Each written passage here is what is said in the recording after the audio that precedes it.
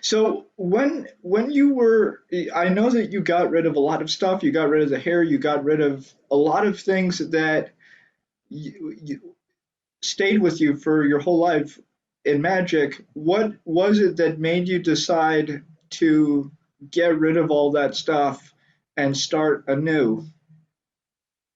It was mainly looking inward to my approach to magic, and still to this day there is, but at the point I felt there was a great divide between what my magic actually was and what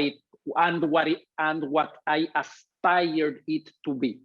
I like, and I see from the work of you that I've seen from you.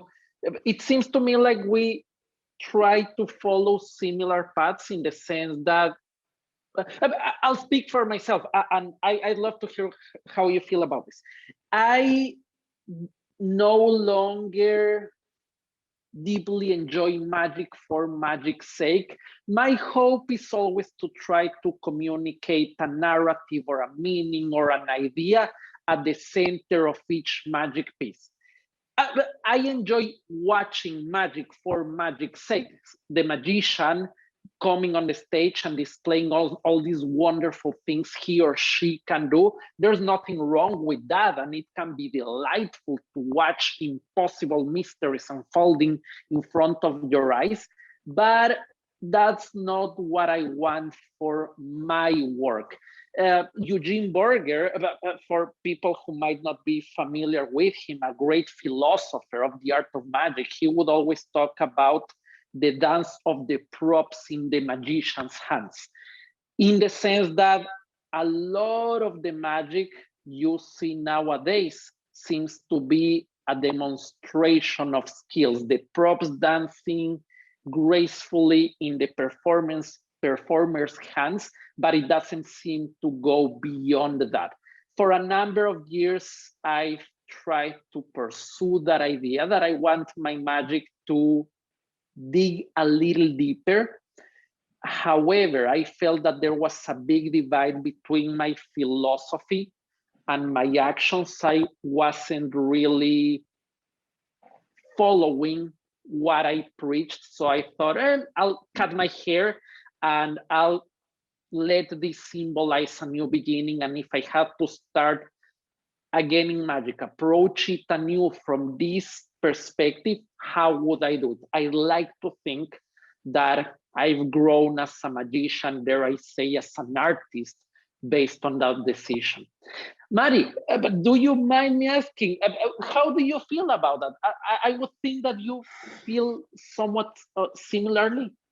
Honestly, I think now that I've been doing magic for many years, I feel like it's almost what people who have been married for a very long time feel, where you have a love and you have a relationship with the art, but it changes throughout time. It changes throughout time. It's not the same. You know, when you first get into magic, you're so excited to be learning all the secrets, practicing, doing, the first few shows you do, blah, blah, blah.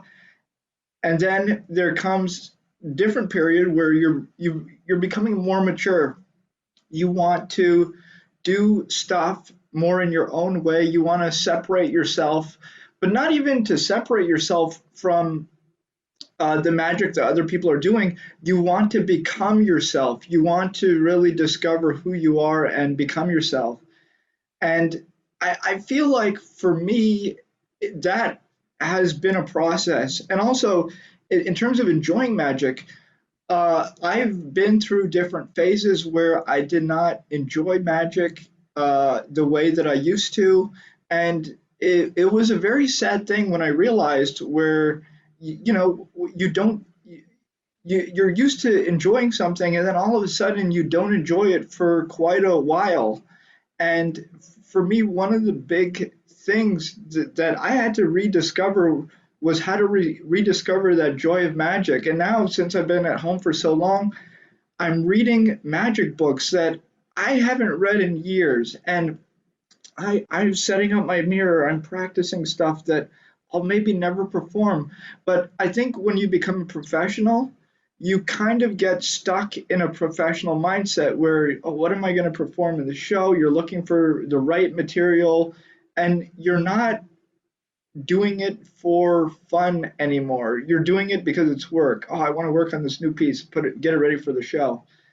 Work on this script, work on, this joke. Whereas I do find that there's different elements depending on if you're doing it professionally or non-professionally. But even guys who I know don't do it professionally, they've also had stages in their life where they were not as passionate and they walked away. They left magic for a year, 2 years, 5 years, and they just lived their life. And then they came back to magic. And I just think life is long and we all go through a lot of things. And so I hope that magic is always a part of my life. I think it will be, but Mhm. we have different attitudes as we go on in life. And you get older, Yeah. things happen. So Yeah, I heard a comedian say this, a comedian I respect and I admire. I heard him say this a few years ago, and it really resonated with me. He would say that he's been telling jokes about dogs and airplanes and poop for many years. So once you're done telling all those jokes, you can only keep digging inwardly. I think that applies to any and every creative endeavor.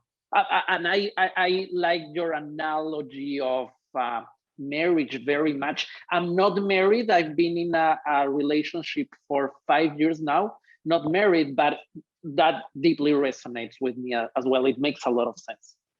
yeah, I'm not married either, but you see people who are married for 40 years, 50 years, 60 years, and you understand that as somebody goes through life, they change, and also their relationship changes.